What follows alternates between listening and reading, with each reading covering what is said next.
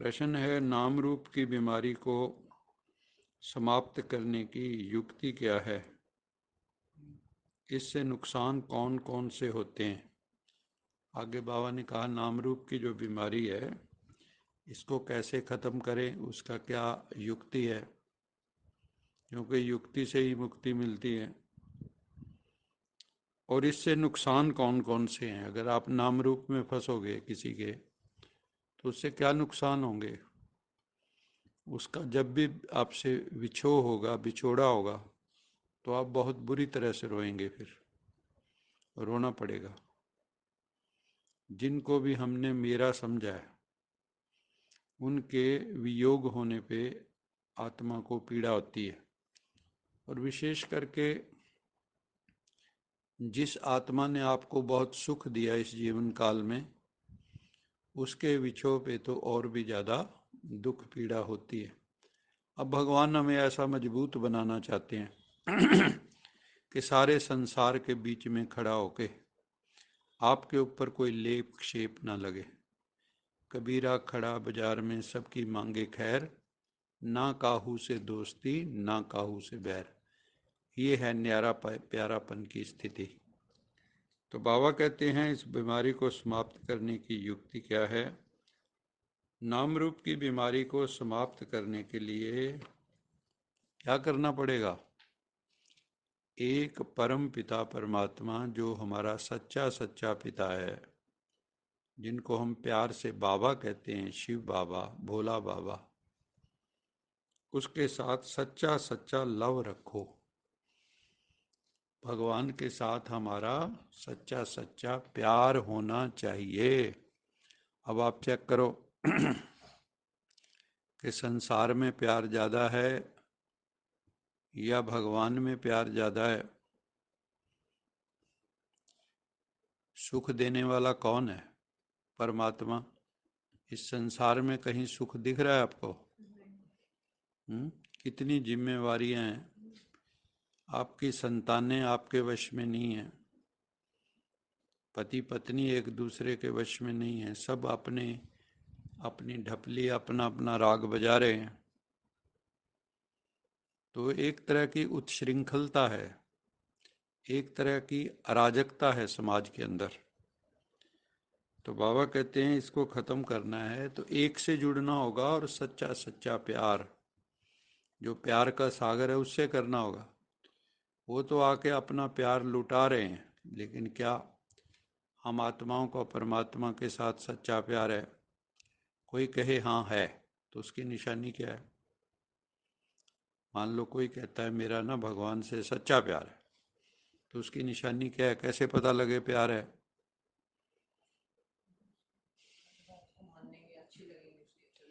उसकी बातें अच्छी लगेंगी, उसकी बात मानेंगे और उसके ऊपर बलि चढ़ जाएंगे।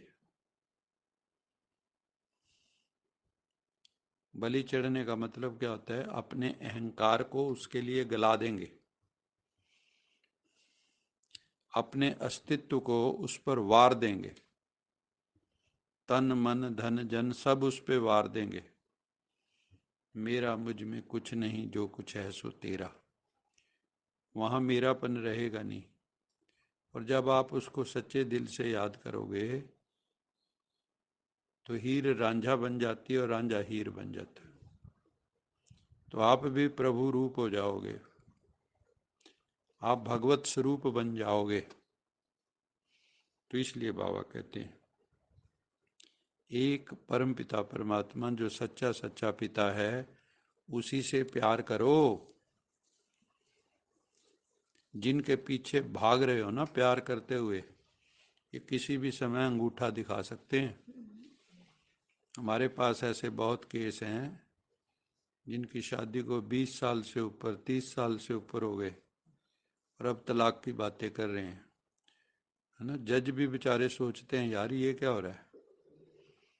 कभी 20 साल 30 साल के बाद भी तलाक की कोई सोचता है, लेकिन हो रहा है। याद के समय बुद्धि भटकती है, देहधारियों में जाती है। होता है ना ऐसा। जैसे योग में बैठे कि आप सीधे भगवान के पास चले गए, बाबा के पास, क्या सूक्ष्म वतन में बाबा से बातचीत की, या इसी धरती पे बैठे रहो, इस धरती का चिंतन करते रहे, कोई भूलें होगी उसका चिंतन करते रहे, या किसी रिश्तेदार का नाम रूप का चिंतन करते रहे? तो बाबा कहते हैं तुम्हारी बुद्धि तो याद के समय बहुत भटकती है, वो देहधारियों में तुम चले जाते हो। बाबा ने मना कर रखा है कि योग के समय तो देह याद ही नहीं आनी चाहिए, नाम रूप याद ही नहीं आना चाहिए। एक भगवान के नाम रूप के सिवा कोई भी नाम रूप याद नहीं आना चाहिए। तो बाबा कहते हैं मान लो ऐसा हो भी गया कि आप योग में बैठे और आपकी बुद्धि इधर उधर भटकने लगी, देहधारियों को याद करने लगी, तो क्या करो? बाबा ने कहा ये बात बाबा को सच सच बताओ, लिख के दो बाबा को, ऐसे ऐसे में बैठा। जब रोज लिख के देने लगोगे तो एक समय आएगा आपका मन टिक जाएगा।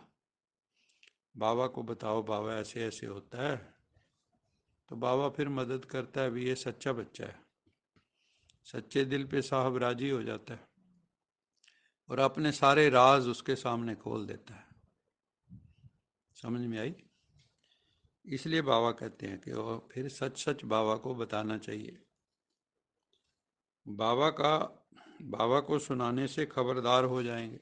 फिर बाबा सावधानी देगा कि इसको कैसे ठीक कर सकते हो, कोई युक्ति बताएगा आपको। ये युक्ति आप योग में भी बाबा से पूछ सकते हो। बाबा से बात करना सीखो, खुद से बात करना सीखो, अपने से पूछो क्या तुम अपने पुरुषार्थ से संतुष्ट हो? हे आत्मा, हे आत्मा राम, क्या तुम अपने पुरुषार्थ से संतुष्ट हो? अभी देहधारियों की याद रहती नाम रूप की, या जो परमात्मा है निराकार ज्योतिर्मय उसके नाम रूप में फंसे? वो फंसना बंधन मुक्त करता है, ये फंसना बंधन युक्त करता है। बुद्धि किसी के नाम रूप में लटकी हुई है तो बाप से बुद्धि जुट नहीं सकती। जिनकी भी बुद्धि किसी के भी नाम रूप में, किसी भी रिश्तेदारी या दोस्ती, कहीं पे भी अगर बुद्धि लटकी है, मतलब किसी की याद बहुत आती है आपको। जैसे कई बार दोस्त होते हैं, दोस्तों को एक दूसरे की बड़ी याद आती है। तो बाबा कहते हैं अगर दुनिया में तुम्हारी बुद्धि लगी हुई है, नाम रूप में फंसी हुई है, तो बाबा से बुद्धि योग नहीं लगेगा, कनेक्शन नहीं जुटेगा, क्योंकि दुनिया से कनेक्शन जोड़ रखा है। वो सर्विस की बजाय फिर डिसर्विस करते हैं। अल्टीमेटली क्या होगा फाइनली, कि वो नाम रूप में फंसते फंसते फिर बाप को भी छोड़ देते हैं, फारकती दे देते हैं, बाबा को भी डाइवोर्स दे देते हैं। लेकिन वो नाम रूप की बीमारी छूटती नहीं है, तो मरेंगे। कोई बीमारी है, उसका इलाज मिल रहा था, आपने वो इलाज किया नहीं, तो क्या होगा? वो बीमारी बढ़ते बढ़ते एक दिन हैप्पी बर्थडे हो जाएगा कि नहीं? तो बाबा कहते हैं फिर डिसर्विस करते हैं। ऐसे जो होते हैं ना, वो अलग दिखाई दे जाते हैं यज्ञ में भी। अगर किसी की नाम रूप में बुद्धि फंसी है तो उनकी आंखें भी वैसे चलेंगी फिर। समझ में आई? आप आंखों से जज कर सकते हो, और उसकी एक्टिविटी ऐसी होने लगेगी अगर नाम रूप में फंसा है कोई किसी के।